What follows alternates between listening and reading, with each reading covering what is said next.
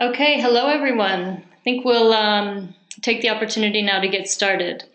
As I mentioned, I'm Sarah Lugers. I'm the Director of Communications for Gold Standard, and I'm very pleased that you're all on the line with us today.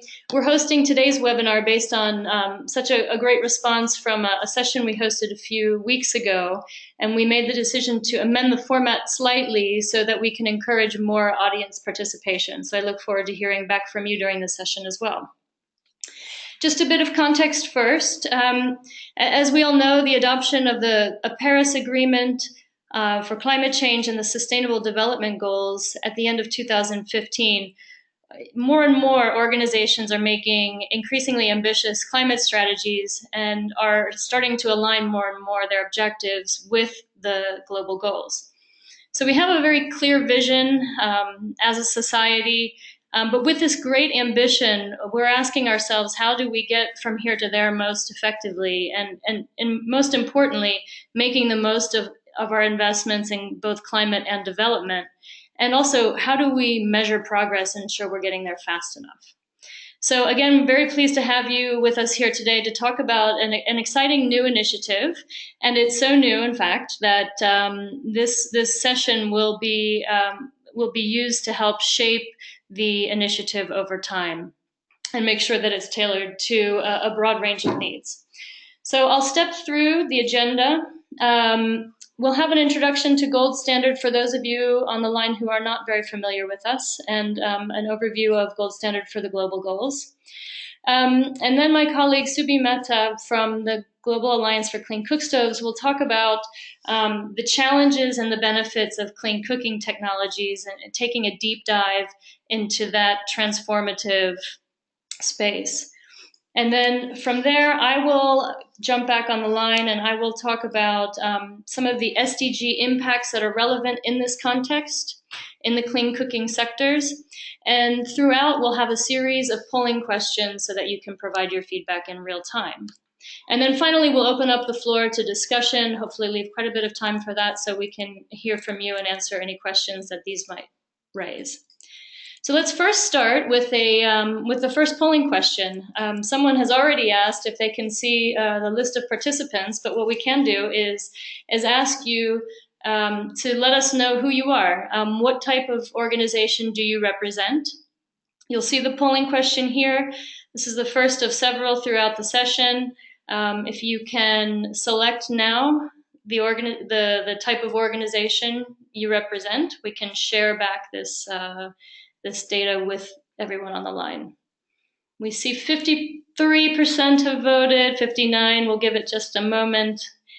Each time we'll give just probably 30 seconds to allow everyone to weigh in here.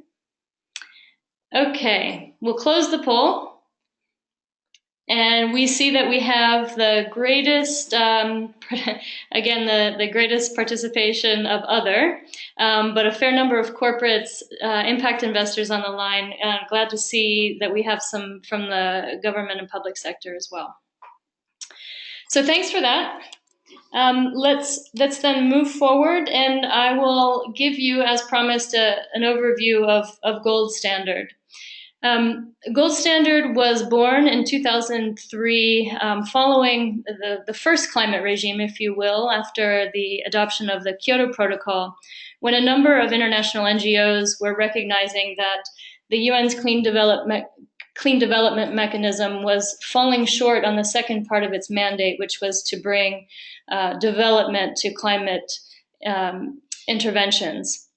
So we've always believed that climate and development should go hand in hand. That's part of our DNA.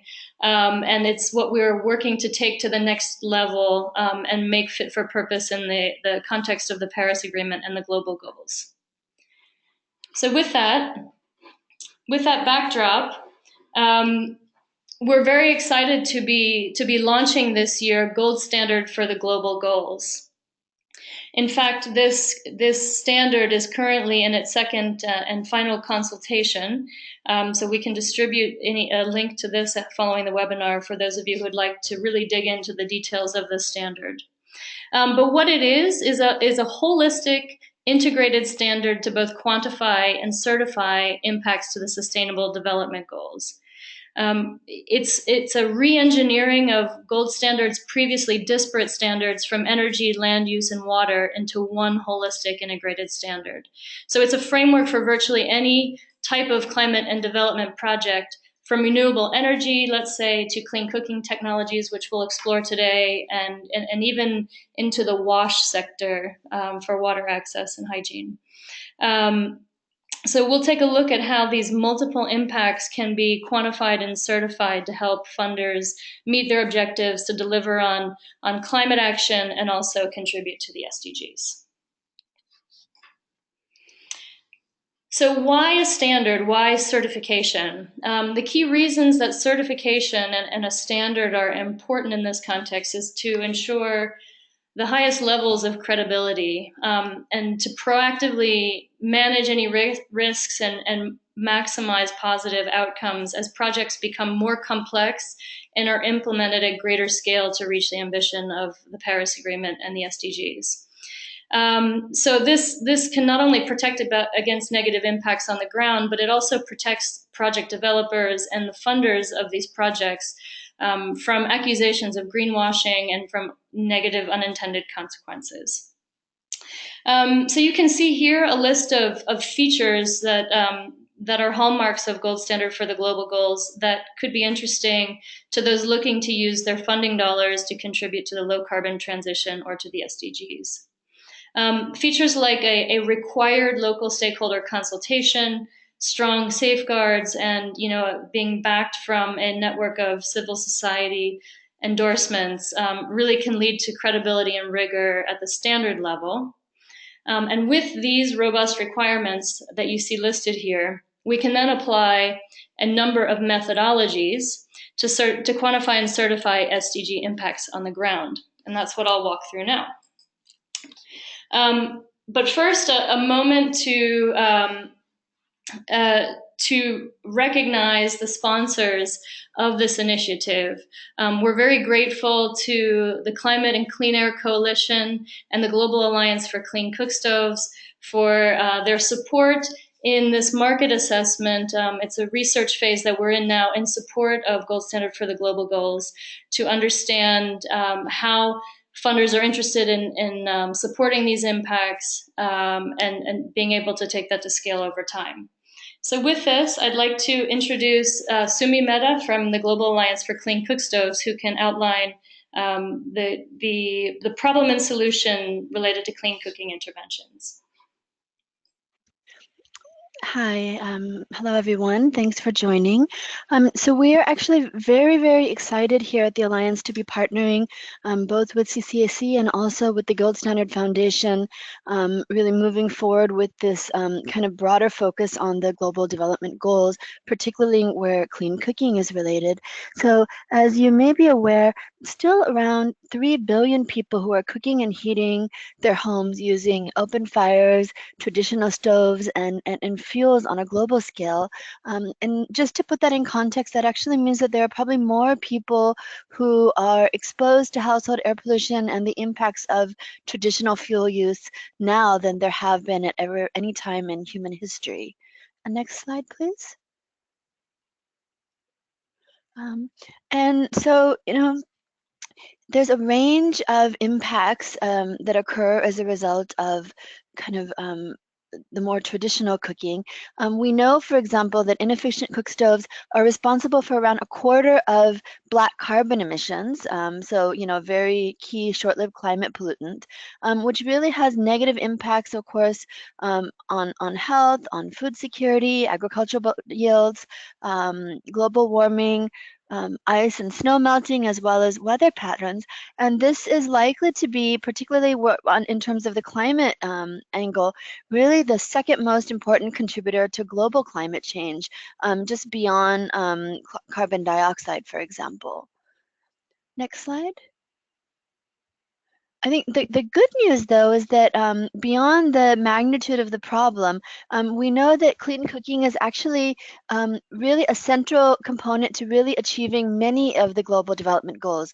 So whether you're interested in trying to reduce around 4 million deaths that occur as a result of exposure to household air pollution, whether you're trying to think about mitigation of short-lived climate pollutants, environment more broadly, or broader range of kind of social impacts, clean cooking is one way that you can actually address a range of these development goals with a single suite of interventions. Next slide.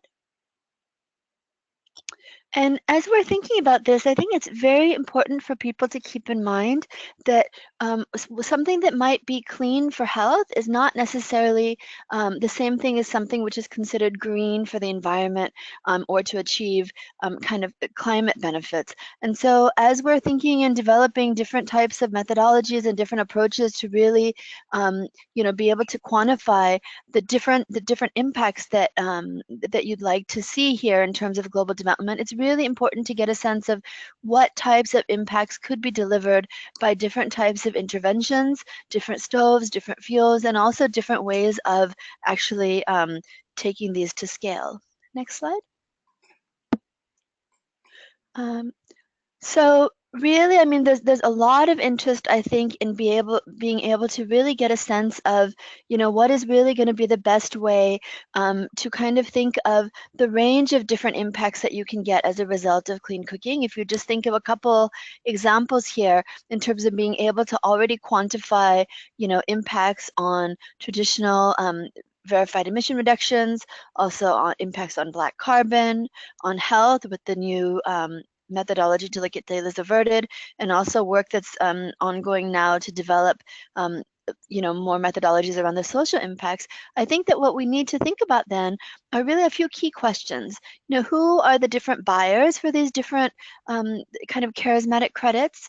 And what is it that they're actually interested in buying? And kind of building on that, what's really important to get a sense from all of you about how these benefits could potentially be packaged so that they're really of greatest interest for investors. Thanks a lot, Sumi. So now I'm going to talk drill down into some of these SDG impacts in a bit more detail. And certain impacts are at different levels of maturity, and the one that you see here is well known to virtually anyone in the climate space, and that's the GHG emissions reductions methodology. It's been applied to hundreds, if not thousands, of clean cook stove projects. And what I'll talk about here, though, is in this and other impacts is you'll see a snapshot of the type of organizations that were involved in the development of the methodologies to quantify these SDG impacts. And then I'll talk about the claims that are related to them, why a funder might be interested in supporting such a quantification methodology. So again, in the reduction of GHG emissions, it has a clear, I mean, the impact is around climate. And the quantification is the reduction of GHG emissions in a project scenario versus the baseline. And the reasons for more than a decade, companies, governments, multilateral organizations, lots of different types of organizations have funded verified or certified emission reductions as a way to invest in the low carbon transition. And corporates specifically have often funded these impacts to meet goals around carbon neutrality or climate neutrality. Now with the great ambition of the Paris Agreement and its focus on non-state actors, which are primarily corporates, cities, regions, and the Paris Agreement's call for climate finance, these methodologies are even more, if not as relevant, if not more, and can be packaged together with some of the impacts that I'll now step through. Sumi introduced the concept of black carbon a moment ago, also relevant to SDG 13 climate action. But we have a new way of quantifying the reduction of SLCPs related to clean cooking technologies. Just a bit more, because this is a newer concept to some, a bit more about SLCPs. Short-lived climate pollutants and the co-emitted pollutants along with black carbon have indeed really important impacts on climate and air quality. Compared to CO2, they have a shorter lifetime in the atmosphere, from a few days to a few decades, as opposed to 100 of years. But the good news is that their impact can be reduced very quickly, and the effects are very local compared to the global impact of CO2. The short-lived climate pollutants that are relevant for this methodology that you see here, used in clean cookstove projects, do include black carbon and other co-emitted species, including organic carbon, carbon monoxide, and non-methane volatile organic carbons and sulfates. Their impacts are among the following. At the regional level, they can disturb rainfall patterns, and as Sumi mentioned, they can darkest the surface of snow and ice, which increases absorption of sunlight, and it exacerbates this melting phenomenon that we all know is going on in the Arctic, the Greenland ice sheet, etc. And the black carbon in these co-pollutants make up for the majority of particulate matter 2.5, which is one of the leading environmental causes of health problems and premature death. As Sumi also mentioned, 3.5, more than 3 million people die each year prematurely due to indoor and outdoor air pollution. And lastly, they can also damage the health and productivity of crops. So they have a multitude of negative impacts. So by applying a methodology that quantifies the reduction of black carbon in co-emitted species, you can capture the full climate benefit of an intervention versus simply the GHG reductions. And by funding this impact specifically, or by paying a premium for this climate impact when you're supporting a clean cookstove intervention, you can help drive the adoption of technologies that are even more effective in reducing SLCPs. And two questions that we're investigating as part of this research and market assessment is to query how to bundle this impact with the others that we're talking about today, versus offering as a separate impact. And also whether there's interest in additional and new methodologies to reduce SLCPs, for instance, in the transportation sector or in agriculture. So we'll be querying some of this shortly.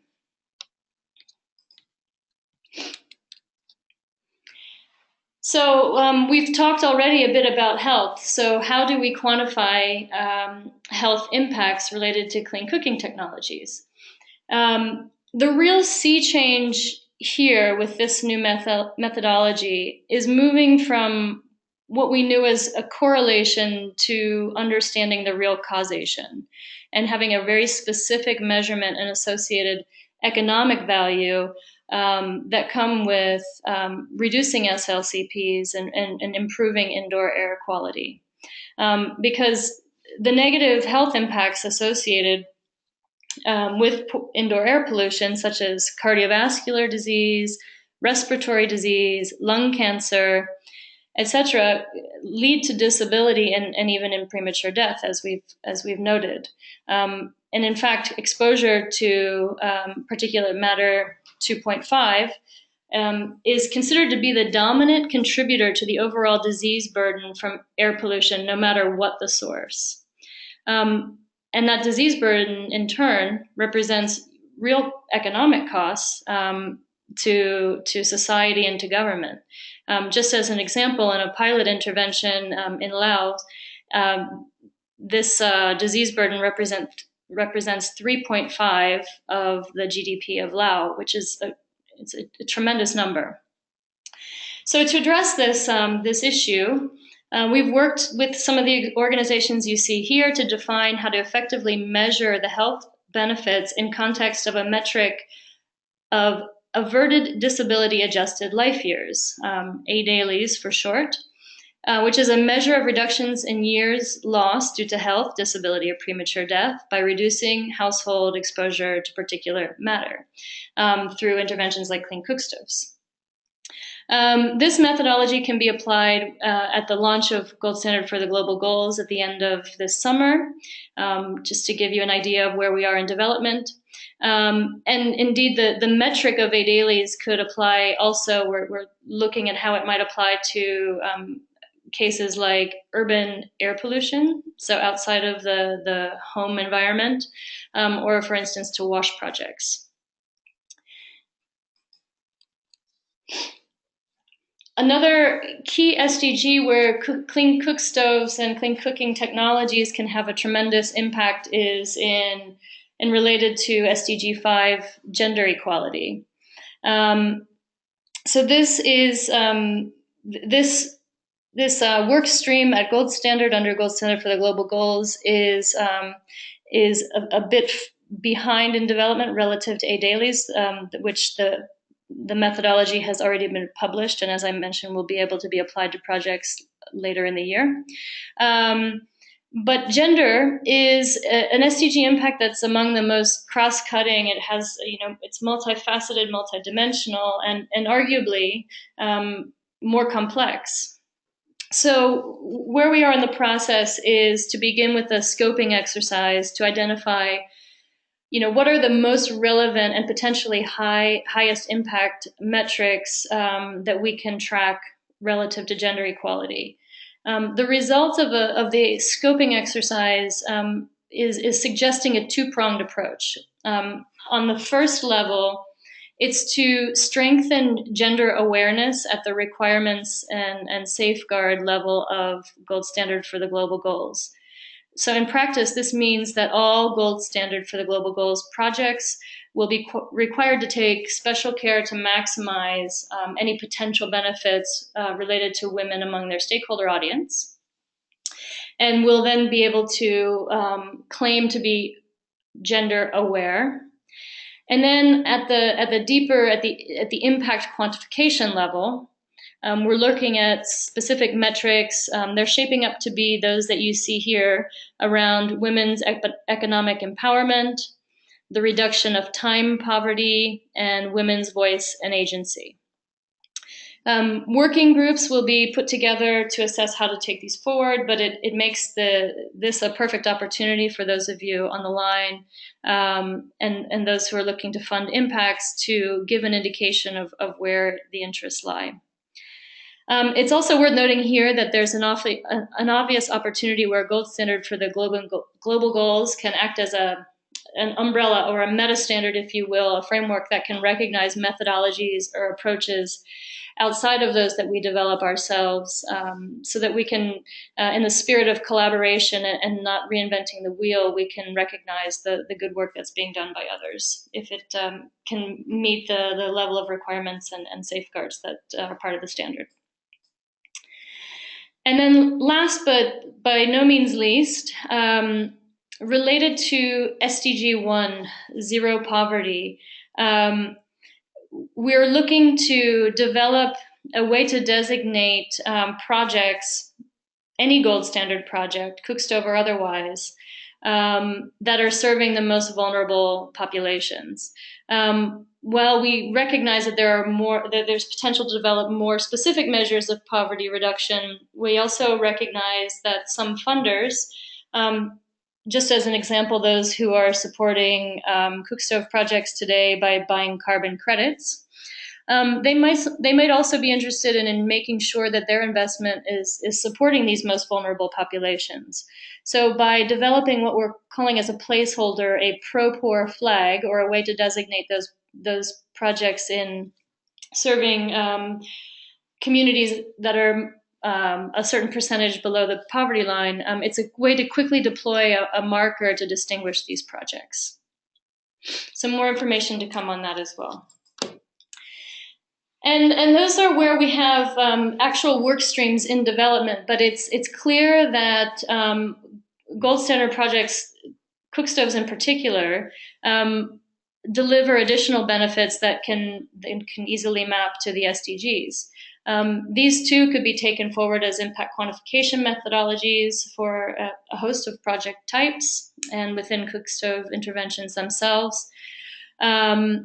So as you see here, there are a number of SDGs like affordable and clean energy. Many cook stove interventions lead to chains of distribution that provide new economic opportunity and new employment, reduced use of firewood, reduces pressure on forests, and therefore has an impact towards life on land. So as we move forward in this research exercise, we'd be interested to know where the interest is in supporting quantified certified impacts related to these SDG and these benefits. So for those of you who know climate protection projects through Gold Standard, we're asking, what's new under this new framework for Gold Standard for the global goals? And really what we're seeing is a paradigm shift from the old world, where we talked primarily about offsetting, because we were using carbon credits as the primary value carrier. And so we're talking about not just a climate impact, but specifically around CO2, and everything else that happened as a result of this project was a co-benefit. That's the old way of talking about these projects. But as you've clearly seen from the examples of clean cooking technologies, the additional environmental and social outcomes, like reducing short-lived climate pollutants, empowering women, and even saving lives, can hardly be called co-benefits. So with Gold Standard for the Global Goals, projects and their funders can take advantage of new features that you can see listed here. In addition, it gives the opportunity for funders to drive their support exactly to the impact that is their priority. So for instance, if we're looking in the corporate sector and a company's core business is operating a fleet of diesel vehicles, for instance, perhaps they're most interested in the SLCP, the short-lived climate pollutant black carbon element or impact of a project. Healthcare companies or pharmaceuticals, or perhaps in the public sphere, a government in a country that has a high disease burden from air pollution, they might be most interested in funding health outcomes. So this framework is meant to provide that flexibility, even for those who simply want to more credibly report on all the SDG impacts from a project that they support. So now we'll move, that gives you a good snapshot of where we are in the process of developing Gold Standard for the Global Goals and the methodologies that lead to quantified and certified impacts. And as Sumi outlined earlier, this has a big role to play in results-based finance, and in funding SDG impacts more generally. So what I'd like to do now, just using this slide as a reference as we walk through and move into the more interactive part of the session, we'd like to launch a few more polling questions, and the first is around. So you've seen the SDG impacts that we're focused on now. We've nodded to some of the others that could be relevant in this context. We'd like to know, of these SDG impacts, which might your organization be interested in funding, or where do you see the greatest potential, and that you may select more than one in this instance.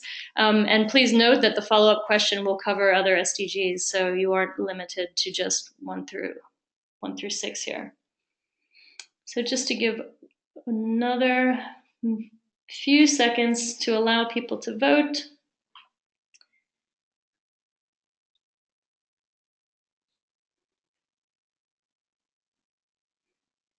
Once we get to 50% voted, we'll close the poll. So just a couple more seconds for you to choose those that are most relevant to you. And let's see what the results are.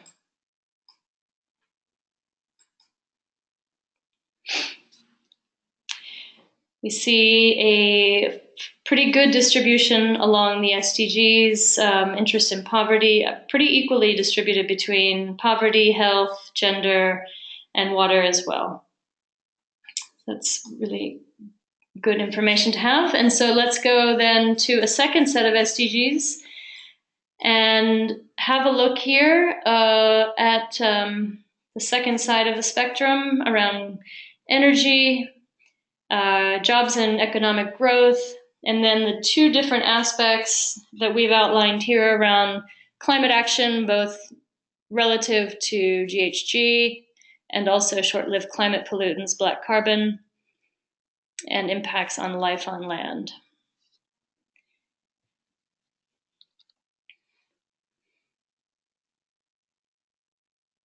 Clean energy is winning, just to give a snapshot, sneak preview. Lots of support for climate interventions. Just a couple more seconds and let's close the poll.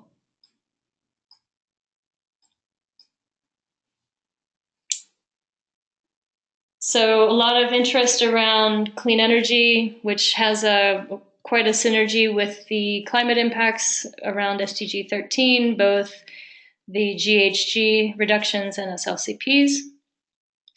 A lot of, we see here, and we see the more we talk to particularly corporates, that there's a lot of interest in good jobs and economic growth. Less in life on land, that's interesting. Okay. Thanks for that input. The next, for those of you who did indicate that you were interested in short-lived climate pollutants, we'd like to query,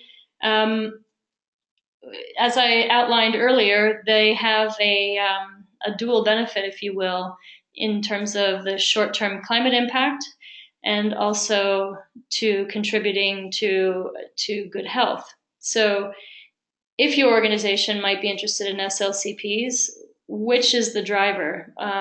One, climate health, or do you see both equally? Do you like the kind of amplification effect that reducing SLCPs can have?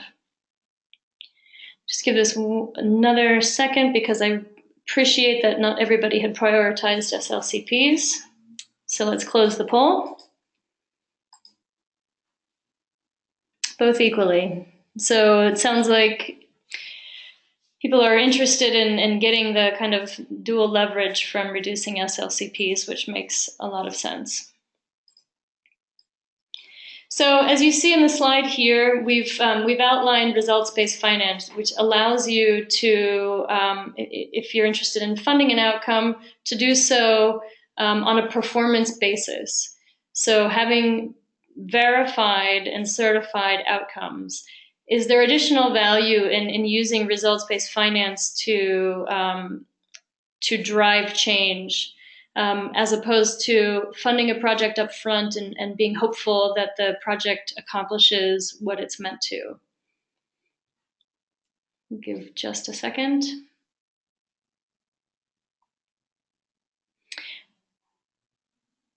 Okay, we'll close the poll.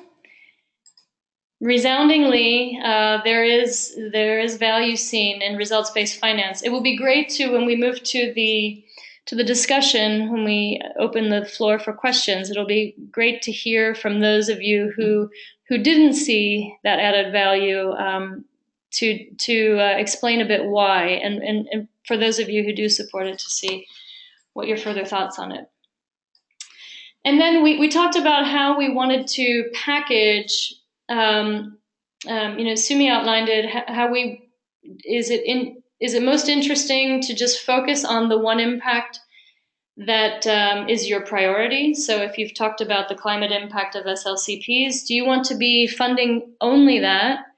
Or do you see value in quantifying all the benefits that we've outlined and packaging those together, which might come with a premium as a package deal, as it were, rather than saying, I want to invest in only the health outcomes, or I want to invest in only the climate impacts.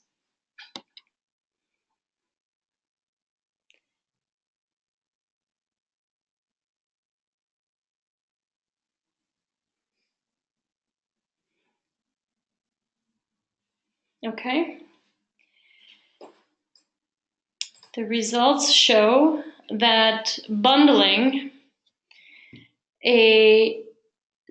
very interesting that the priority SDG impact only has not resonated as much.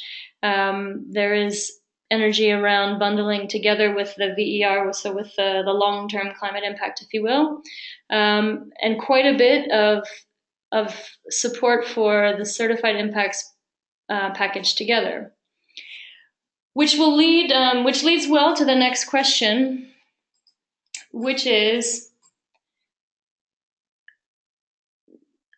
so with that, so if there is value in quantifying the SDGs at in a more detailed way and packaging these together, is that this is doesn't drill down into specifics, but does that signal or trigger a price premium? Of course, we all expect that the answer here is yes, but we'd like to hear from the attendees what the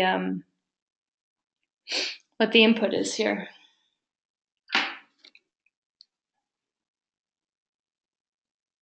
We only have 27% voted, so it'd be great to make sure that we have a good sample size here. So if you can give this a think, and we can discuss more in the discussion forum.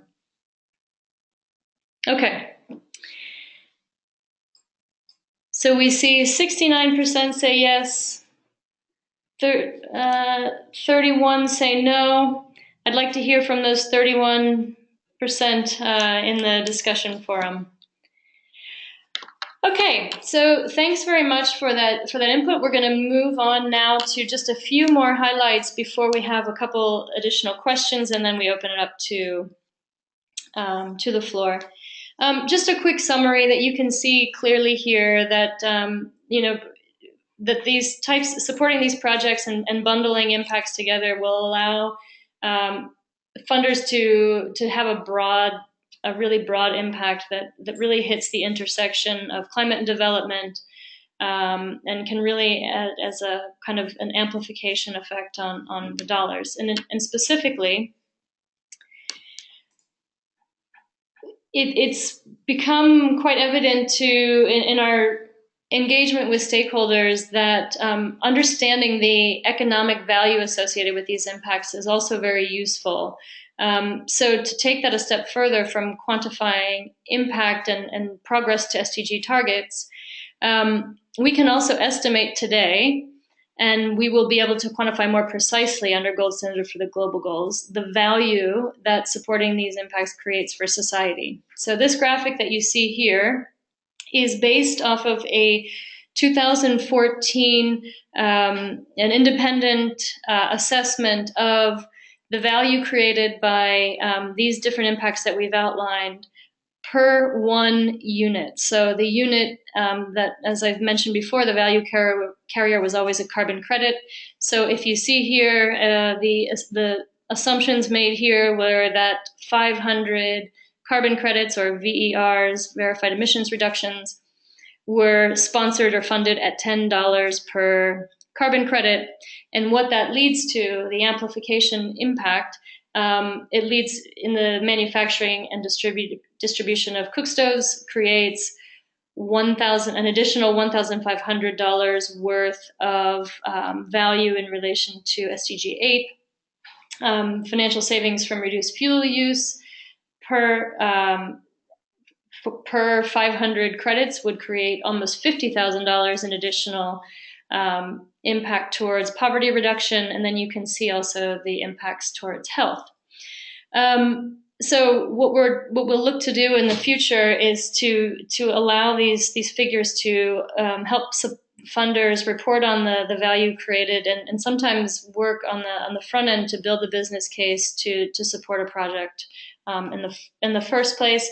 Can also be used and be very useful for corporates to report on shared value targets or net positive impacts, which is a growing trend in the CSR space.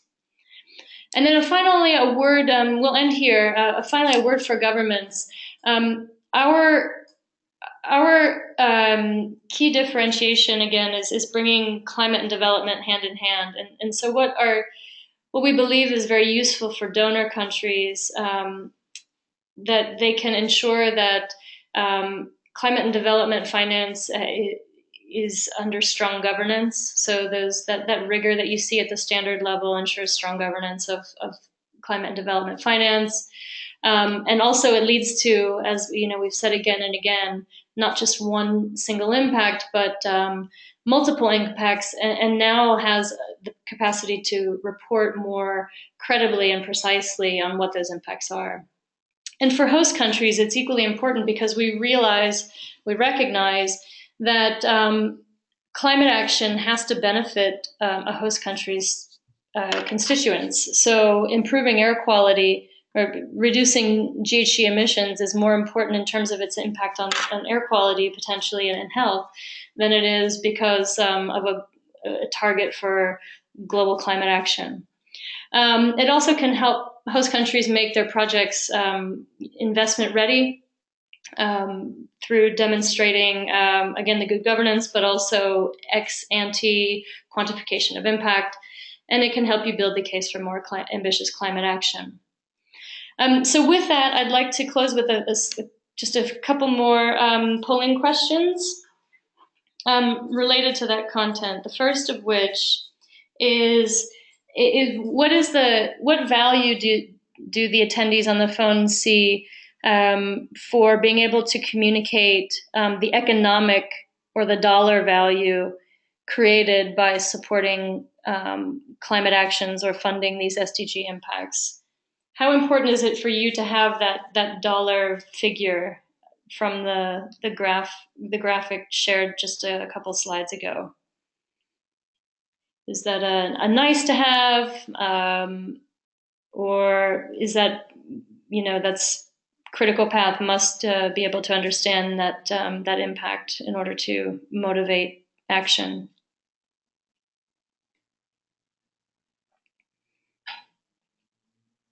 Okay. And the poll says, very important. Yeah, that corroborates what we've heard from stakeholders and underscores the need for us to take that assessment to the next level under Gold Standard for the Global Goals. And finally, we appreciate that there are a small numbers of governments on the line, so we'll just give this one moment to see if they're still with us and interested in answering this question here, which is assessing the value in being able to certify SD impacts of a cook stove intervention. Does it help you? In what ways could it help?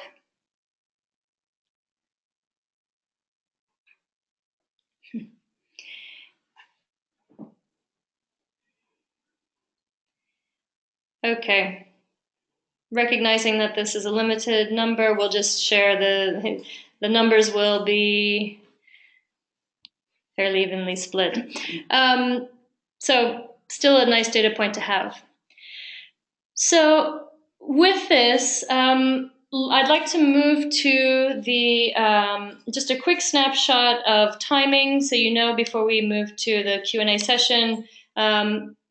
As I mentioned in the opening, the Gold Standard for the Global Goals is out for public consultation now. It's currently live, closes April 2nd, so we welcome public comment, and we can share that link after the webinar. This initiative that we're focused on here in this session, the Market Assessment Survey, obviously is in process. It will go through the end of April with an assessment report delivered at the end of June, which also happens to be when we will deliver the final version of the standard, Gold Standard for the Global Goals. It will be published in June to allow for a couple months of capacity building, trainings, webinars, etc., for a go-live date of August 2017. And with that, I thank you again for your attention and would like to open it up for questions to those of you on the line. You can either raise your hand, which I see a couple have already done, or you can submit your questions via the chat function.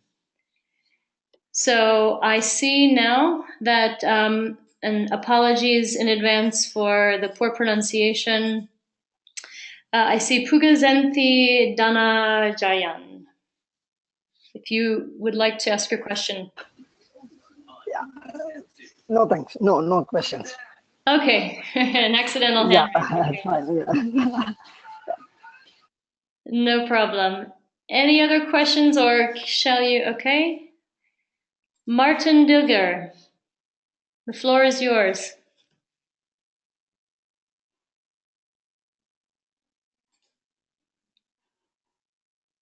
Martin, you might have to unmute yourself.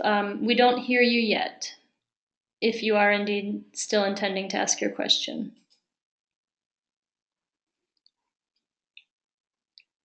Martin, we don't hear you, so you can please submit your question by chat if you still have one, or we shall move to Michael Kweku Kome.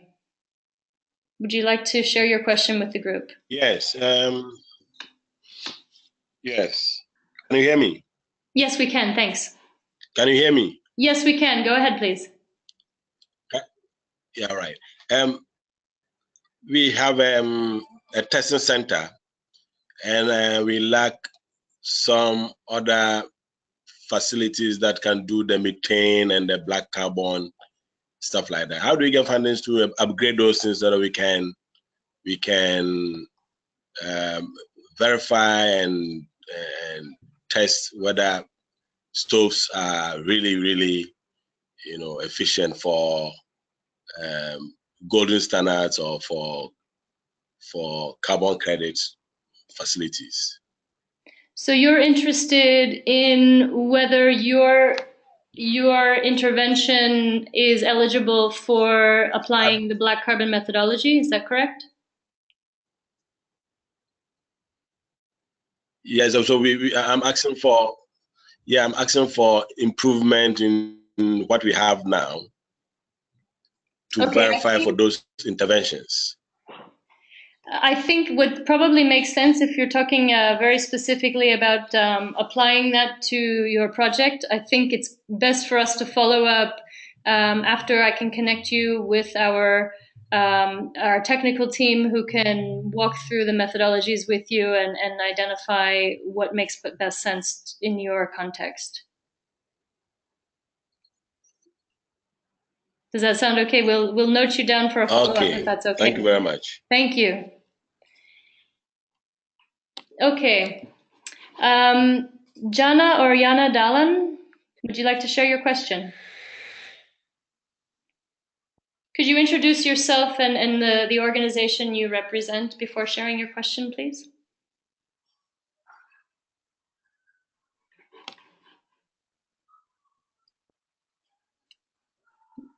Seems that question perhaps is no longer answered. So we have a couple that have been submitted through chat.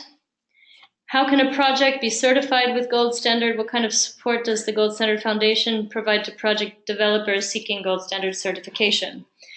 So a project seeking certification would simply send a request to Gold Standard, and we would evaluate your scope, your intended impact, what technology you would like to apply, and guide you through the project, the PDD, the project design documentation process, and you would you would fill in the documentation and start the process there. I can share certification process and documentation with you after the call. So we have that question down for follow-up as well. Any other questions from those of you on the line?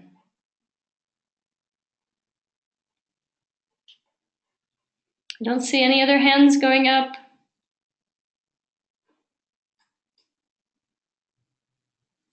And I don't see any other questions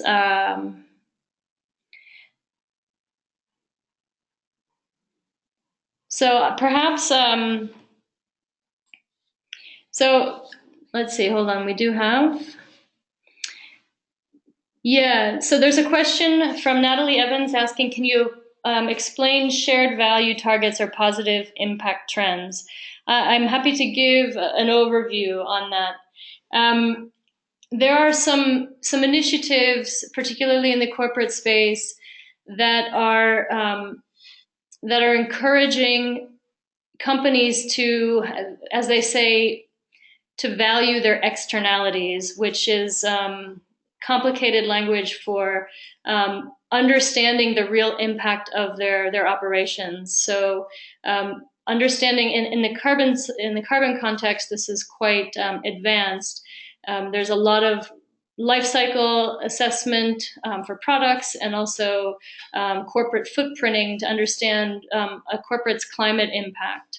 It's becoming almost licensed to operate, I would say, for corporates that seek to have credibility and sustainability, to report their GHG emissions according to the Greenhouse Gas Protocol, and to report those to CDP, the Carbon Disclosure Project. What isn't so advanced is understanding the impacts for, say, the impacts a company might have on water, even on short-lived climate pollutants, on deforestation, understanding the full supply chain impacts of things like land use change due to agriculture or agricultural commodities. And so the trend is to first understand the impact, both negative as those that I've kind of spoken to already, but also the positive impacts that a company might have by, often those are in the terms of providing employment, accounting for CSR efforts that might contribute to reforestation or restoring a watershed, et cetera, on the kind of natural capital side. Some companies are trying to set targets of being net positive, so that any negative externalities or negative impacts to the environment or to social impacts are accounted for and outweighed by the positive impacts that they have. So some of these, a lot of times this is because of the dynamic nature and the differences of impacts from environmental to social. They use dollars as a common metric. And so the impact report graphic that I shared earlier that showed the economic value of the positive benefits of clean cooking technologies, this is the type of exercise that a company would do for their, all of their operations, and try to maximize all the positives and mitigate the negatives. So hopefully that gives a good snapshot. I'm happy to provide some resources. Companies like Nestle are more progressive in this space, and what we want to do is ensure a level of credibility there as well. So we don't have, what used to be called greenwashing, which we now are calling SDG washing. Make sure that there's a level of accountability and rigor there. There's a question also from the audience around, are there more resources required compared to CERs? I imagine the question would pertain also to VERs. The answer is yes, in some cases. So if you want to get to the level of impact where you've applied an SDG impact quantification methodology, and you have validation, verification, and certification against that, there is resources and costs associated with that. The assumption is that the decision to undertake to apply those methodologies would come when a funder has already expressed interest in this, so that the project developer isn't bearing all of the risk on applying a methodology that costs more. So we really are interested in moving from the purely speculative nature of carbon credits. So that's where Gold Standard cut its teeth, if you will. we understand that carbon markets have had a tremendous value in driving the low carbon transition, but we do realize that it's also susceptible to market dynamics that can leave project developers exposed. So in terms of applying these new methodologies, we want it to be demand driven so that funders are aware of the opportunities to quantify and certify these impacts, and that the project developer would then know that they had the resources at the other end to support such an intervention. And the other thing to note here is that while methodologies might be, we're at the pilot phase, and as you develop new methodologies, we expect that new tools, interactive applications, streamlined methodologies in the future can realize some efficiencies and reduce any costs over time, so that they become more kind of business as usual or simple to apply. We're really in the experimentation phase now to demonstrate that it's possible to quantify and certify these impacts. I'm conscious that we have just one more minute, so I think it makes sense to wrap up here, because I see the questions. I'm going to try to answer one last question that Natalie has shared, a follow-up. Do we see this demand coming mostly from corporate social responsibility side? I'm curious as to where there is the most interest for measurable impact on SDGs. I would say this exercise is intended to gain more insights and to validate some assumptions that we have today. It varies. Our sense is that it varies by impact, that the interest from the corporate social responsibility side is largely in the ability to quantify impacts. The results-based finance mechanisms, like let's say for A-dailies, we anticipate will be largely driven by foundations that are mission driven for, let's say, for health impacts, and have priority regions, for instance, that would drive demand for interventions in that region and with that methodology, and that public finance would be quite interested in impacts related to health and as well, because of the clear line you can draw to reduced costs related to disease burden. So, as a summary statement, I would say the demand for different impacts is coming from different sources, but this assessment will have further insights there to share when it concludes. Okay. We're 1 minute over, so I'd like to thank everyone for their participation. As mentioned, we will follow up with resources. We can provide the slides. There will be a recording of the webinar, and there will also be a link to the survey where people on the line can provide more input. And we really encourage you to take that survey so you can help shape this initiative moving forward. So thanks very much, and we will send follow-up communications shortly, and feel free to reach out with any questions. And thanks also to Sumi and to the CCAC for their support as well.